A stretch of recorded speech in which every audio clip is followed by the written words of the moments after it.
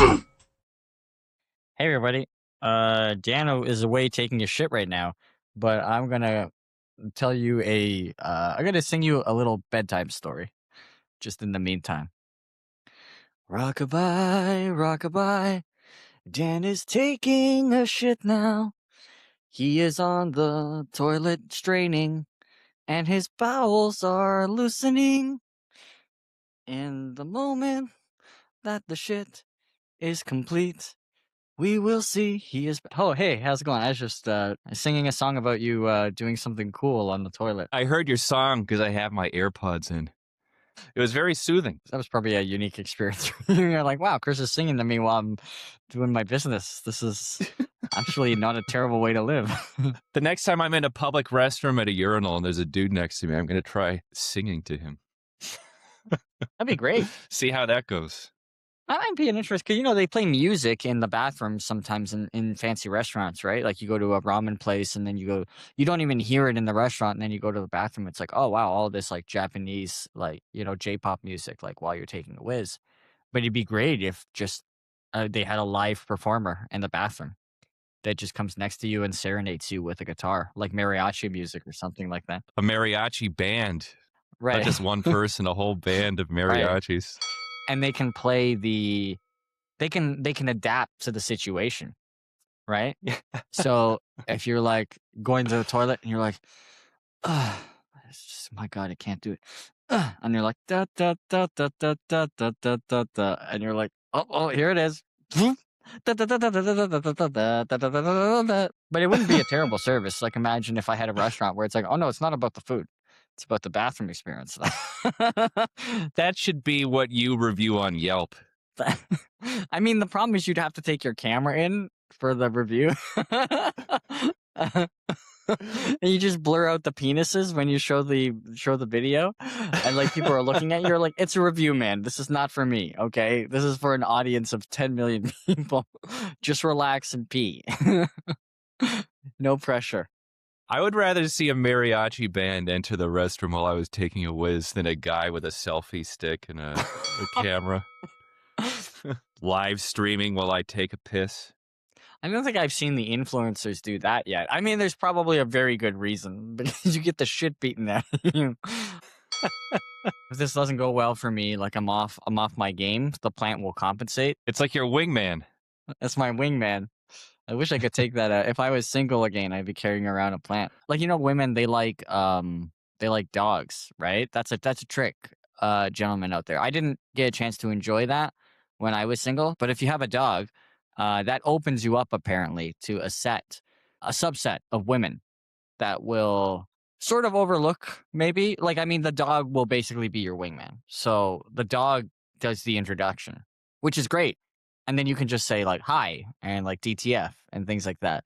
And then the dog will be like, what he meant was, I would like to romance you tonight and, take you out to an unforgettable evening where sex is optional. And you're like, that's what I said, DTF. And all will be forgiven because the dog is the communicator, is the ultimate translator. Roof, roof, roof. Yeah, I was going to go into something. Actually, I have Tourette's.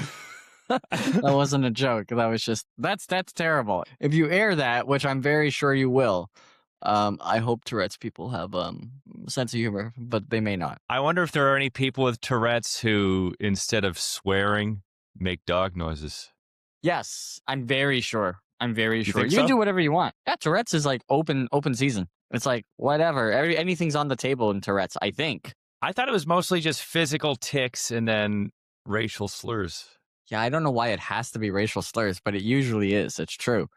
No, I don't know if you can make. I think it's like whatever you enjoy, like, or whatever. That's not what you enjoy. It's like okay, maybe I shouldn't be talking about it because it's like out of my domain. I don't have like personal experience with it. But my guess is that it's whatever comes to your mind. So that's a little terrifying. Like if you're on the bus and you're sitting down, like you and me, we might be thinking of the Meow Mix commercial. Meow, meow, meow, meow, meow, meow, meow, meow. And then like we notice like people are like looking at us weird and walking away.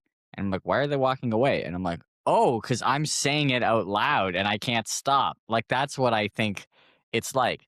which is too bad because Well, I think it shows that unlike you and me, who are usually thinking the Meow Mix commercial, most yeah. people are just thinking about racial slurs.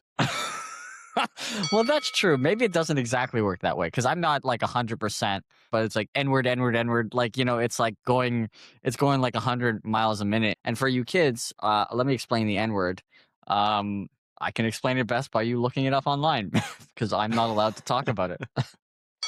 I'm not allowed. To be very clear, the N-word in this instance is nerd. Right. I was thinking Namburger, but that's not a word. So Namburger. I think I just back in Vietnam, we had them Namburgers. It was a tough time, but thank God for those Namburgers. They kept us through. Let's do this podcast on drugs. Like everybody says, things are usually better when you're high on marijuana. So we're going straight to heroin for this one, right? And then the podcast, like both of us, like slumped over. And like coughing a little bit, like almost like vomiting. That'd be terrible. And then we're like, well, we're not doing that again. And I have a heroin addiction. I was trying to make a joke there because I was trying to just take that to the next level, but then it got sad. But you know what? This is the thing. It's like whenever I say these terrible jokes and then I have like a moment afterwards that I visualize like the suffering of a human being that is like experiencing that situation. I don't think there's anyone out there who is taking heroin and then podcasting. But I think that could be a fun hook. Every week we'll try the podcast on a different substance. It's like drunk history where they get a bunch of celebrities. And I guess getting like drunk is accepted in today's society. And getting high is more accepted now. But being a tweaker is still not accepted. Television won't touch that. They won't be like heroin history or Oxycontin history or something like that, right? Because that would be immoral, I guess. Oh, there is a businessman. Of course, this is not like an organization. It's like one guy. He created the Steroid Olympics. This is a thing. So you are allowed to pump yourself up with whatever performance enhancing drugs. And then it's like SNL. You can lift those weights till your arms rip off. And I'm hoping we see that. I've never seen that in real life. And that would be very exciting for me to see just the runner going so fast that his legs just separate from his body. And I don't know if it counts. Like, what if your legs finish the finish line before your head does? Like, how do they count that? They're like, well, his feet technically did cross the line, but they weren't attached to his body. So what do we do? You'll just have to share your medal with your legs.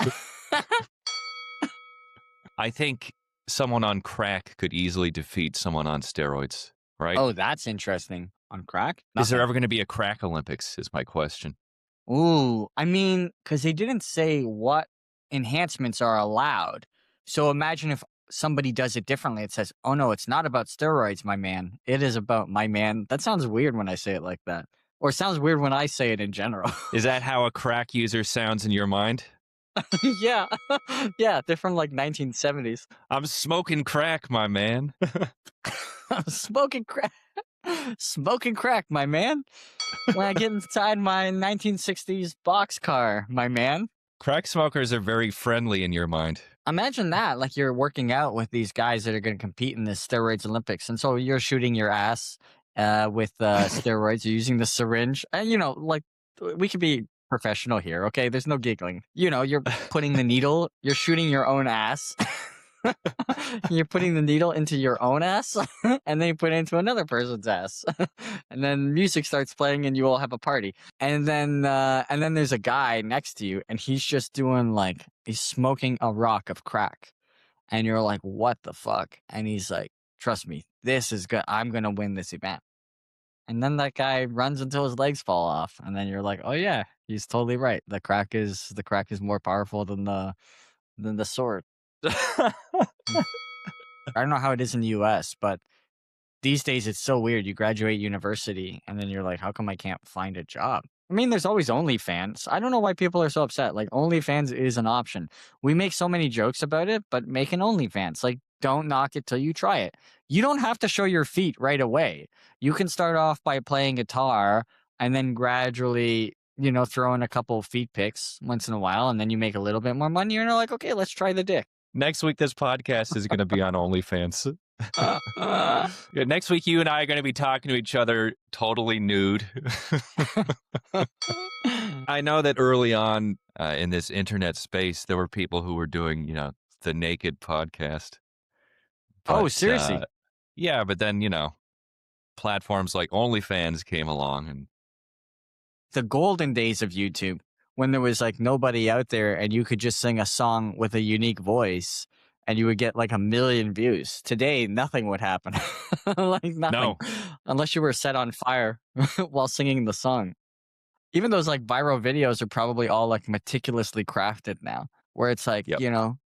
man eats dog poop in hot dog bun accidentally, right? And it's a whole team, and they're like, okay, you got the actor, okay, let's tell him what he's gonna do. Did you read the script? He's like, I read the script. It says I eat dog shit out of a hot dog bun. It's like, yes, that's true. He's like, okay, so what are you using for the dog shit? Like, I know there's some tricks. It's like, oh, we don't have a budget for that. You will be chowing down. And then the guy is like a beginning actor and he's really hungry. So, I mean, hungry both metaphorically for a success in his career and perhaps at that moment as well. And so it's a win-win. We'll define win. Right. Years later, it will become a loss. It's like historical figures when they thought they were doing something good, and then people were like, "You were using slaves to build that." It's like, what? Everybody was using slaves at that time. It's like, we're taking away your street name. No. Posterity will curse you. Have you heard of the term slop bowl? Slop, as in like gruel or like a pasty material, and bowl, as in a bowl. Okay, I was worried this was going to be a bathroom thing. No, this is not a bathroom thing. So, for example, there's slop bowl restaurants.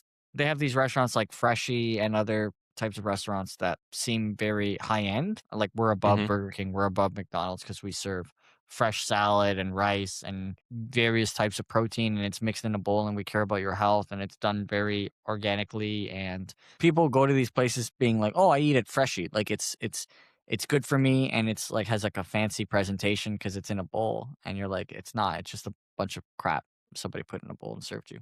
I think the future, people are going to go to restaurants and there's going to be actual troughs set up for them to eat at like animals. And you can convince people that this is healthier because like it's sustainable. We're not using forks. We're not using spoons.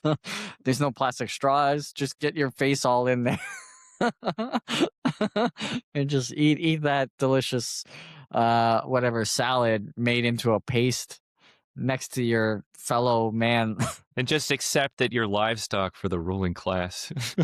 That would be amazing. Like, you just go there and you're like, oh, I'm gonna get something to eat. Do you want to get something to eat too? Yeah, sure, let's eat. And then you go into the store and you're like, okay, well, let's eat first and then let's talk. Okay. Wow.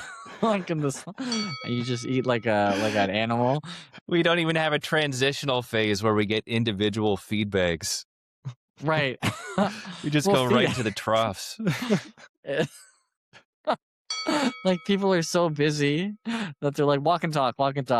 It's like, Yeah. all right, let's hey, you want to do lunch? Yes, do lunch. And you're like, hi, I'll take teriyaki salad. And you're like, great. And I'll take the chicken with rice. Great. And then they give you, here you go. And it comes into a feed bag. And then you're like, okay, bon appetit. And then you put on your feed bag. And then you doom scroll on your phone.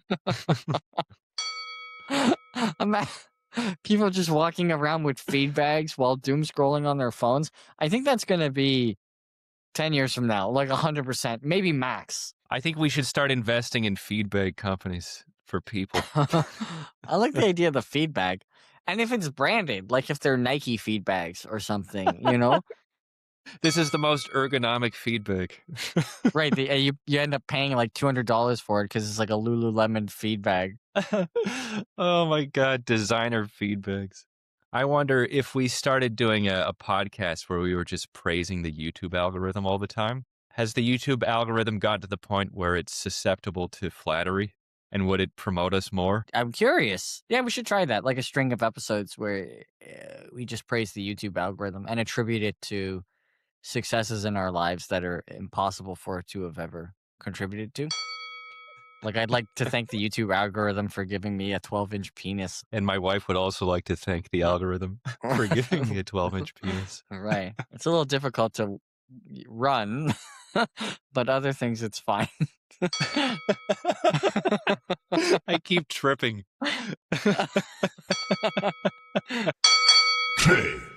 Just like and subscribe. My God.